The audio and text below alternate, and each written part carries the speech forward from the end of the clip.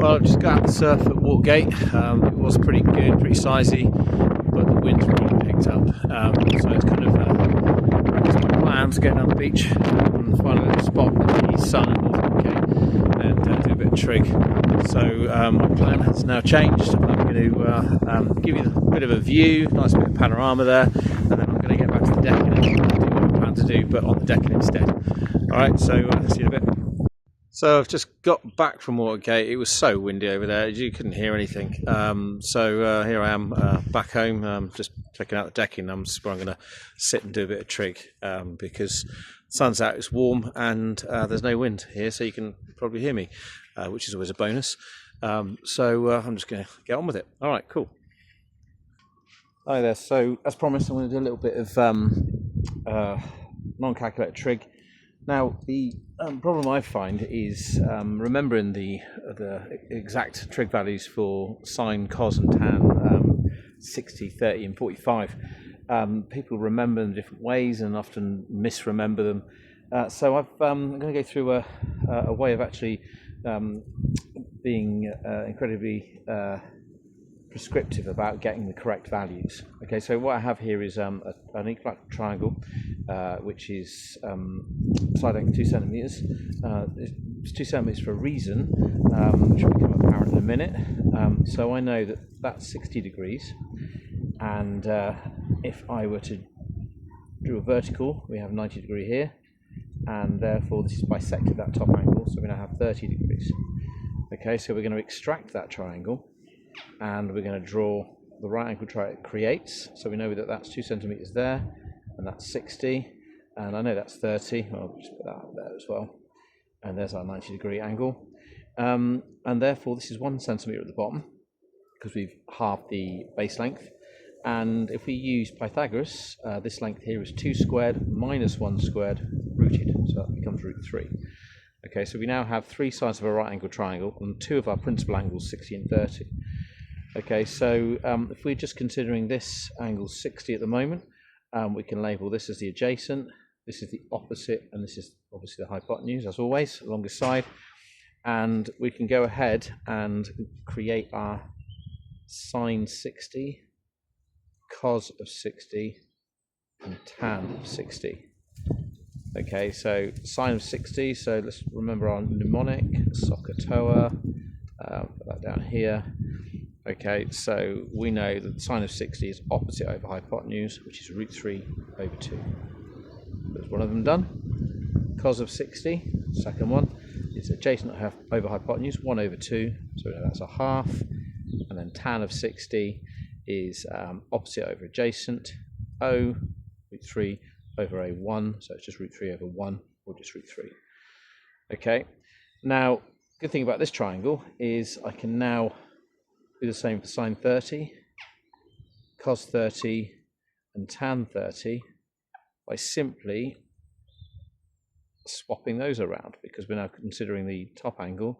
So this is now the opposite, and this is now the adjacent. So going through the same process, what actually happens is the sine 30 and cos 30 swap over from sine 60 and cos 60. So it just becomes a half. That just becomes root 3 upon 2. And this becomes the reciprocal of tan 60, which is 1 over root 3. That's not the value your calculator will give you, though. We need to rationalise that, multiply by root 3 over root 3, and that will give us 1 times root 3 is root 3 on 3, which is the value your calculator will give you, and it's actually a more useful value to deal with.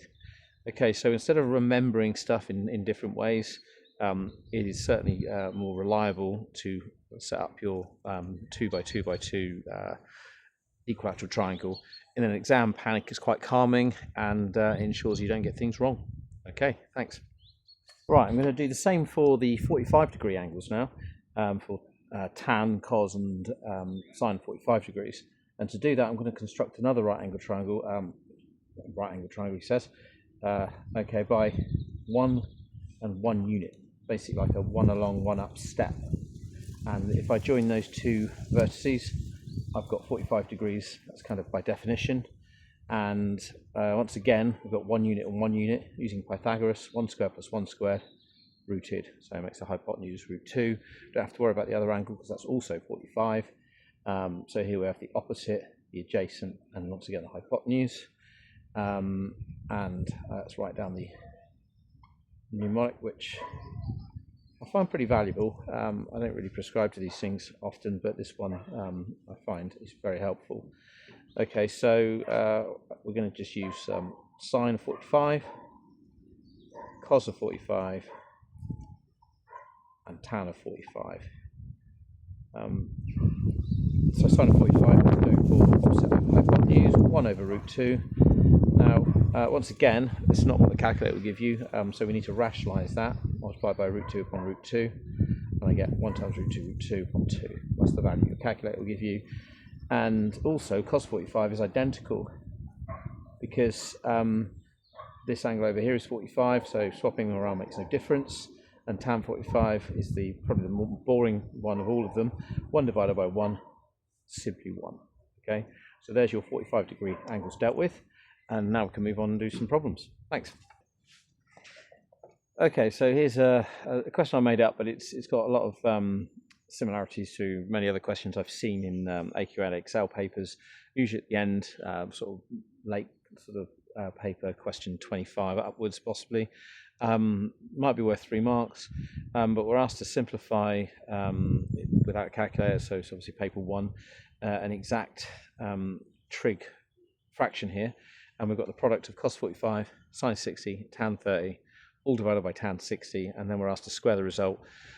So on the face of it, it looks pretty hideous, but there are some little tricks that you, I'll say tricks, I don't like that word.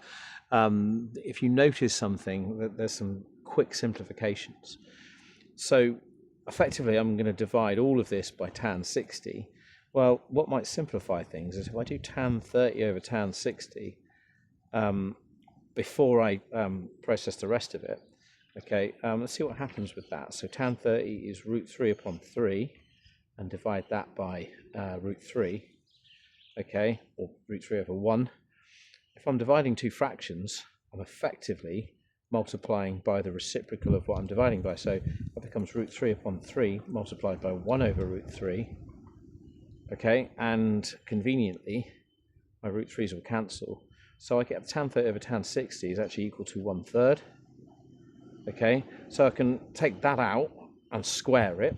Okay, so if I just take this bit out here, I get 1/3 squared, and then I'm simply multiplying by these two terms.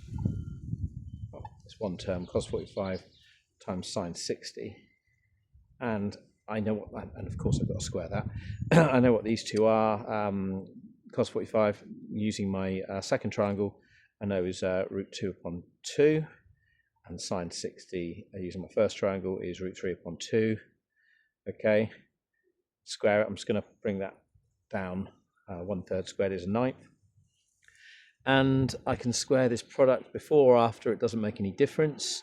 So I'm just going to go ahead and multiply it before I square it. So it becomes root 2 root 3, which is from surds, root 6 over 4, and then we've got to square that. And finally we get, well, not finally, I'm going to tidy up down here. 1 over 9, root 6 squared is 6, and then 4 squared is 16. Okay, I could multiply this out and then simplify, but the best thing to do here would be to look at the 6 and the 9 and notice that they both have factors of 3. 3's into 6 are 2, 3's into 9 are 3. So it becomes much easier to deal with this. 1 times 2 is 2, 3 times 16 is 48.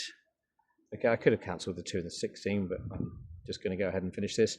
So it becomes 1/24. Okay, so quite a meaty question for 3 marks. And there are other ways to do it, but I think what I've done is I've probably walked you through the way that would probably be the quickest and most elegant. Okay, I'm going to do another one in a minute. Thanks. So we're told a boat sails from A to B, and we have a mountain which is at X, height of X, and we're measuring the elevation angle from the first point of the boat of 30 degrees to the top of the mountain, and we're going to call that C. And then we have a 2-kilometer journey, which then yields a 60-degree angle of elevation at the top of the mountain. and we're actually asked to find out the value of x, which is the height. Okay, so clearly this is going to be some kind of trig problem, and this is on a non-calculator paper. So let's just fill in what we don't know, but we can find with ease. So we can fit in some missing angles. So I know that missing angle B is going to be 180 take 60. That's 120. Might help us. And then I'm going to add 120 to 30, give me 150. So I know that that's 30 degrees as well. So immediately I can see that that's an isosceles triangle, with that length and that length being the same because of the two angles which are identical. So I know that that length there is also 2 kilometers. But I don't actually have to do any trig on that. And then I'm straight onto my right angle triangle. So let's go with Socatura as always. So we're after the angle that's opposite, sorry, the side length is opposite the angle. So obviously O we're going to label, so X we're going to label the opposite, and there is our adjacent, and our hypotenuse is the 2 kilometers. So we know the hypotenuse and we want to know the opposite, which is X. So opposite and hypotenuse will obviously lead us down the sine route. So we can now write a relationship. Sine 60 equals opposite over hypotenuse, so it's going to be x over 2. Okay, so very straightforward, provided we know what sine 60 is, and so we've just been through that. So sine 60 is root 3 upon 2 equals x over 2. Okay, so I can just cancel my 2's, and we end up with x is equal to root 3, which is approximately equal to 1.7 kilometers. Okay, kind of reassuring that that's actually less than our 2 kilometer hypotenuse. So what looked like a pretty complex problem actually turned out to be fairly straightforward when we broke it down, providing we remember what the sine 60 was. Okay, so that was a geometric problem as opposed to just a numerical one we just did. Okay, thanks. So imagine now that we're looking at the sort of cross section of the Earth. So here we have the sort of the curved surface of the Earth, and here we've got our mountain massively exaggerated because obviously it wouldn't be that high comparative to the radius of the Earth, which we're going to call R. And so if we were stood on top of the mountain, so either the guy who did the measurements on the boat or got someone else to do it, climbed up the top of the mountain, looked down to the horizon, and basically managed to measure the angle pretty accurately to the horizon. That horizon is effectively looking down the line of a tangent. So this would be a tangent to the surface of the Earth where the horizon disappears. And you can see again we've got a right angled triangle. So this is our angle theta we've just measured by looking down at the horizon, and we've got a value h which we actually know, we've just calculated that.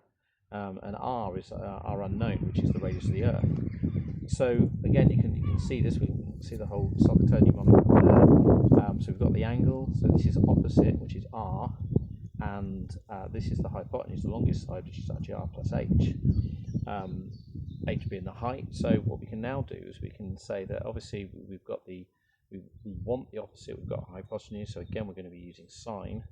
So sine theta, which we can measure. We can measure theta and calculate sine theta. It's going to be equal to opposite r over r plus h. Now what we're looking for is to extract r from that. So again we know this value here. So if we multiply throughout by r plus h, we end up with brackets r plus h sine theta equals r. So obviously multiply the fraction up.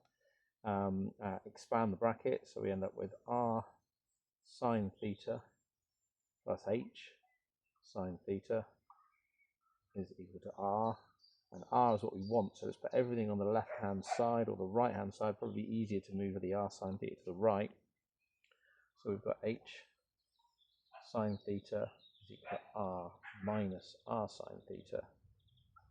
Okay, and now we've got a common factor in both those terms, which is the one we're after, so we can take out a factor of r bracket 1 minus sine theta, and then we can just divide through by 1 minus sine theta.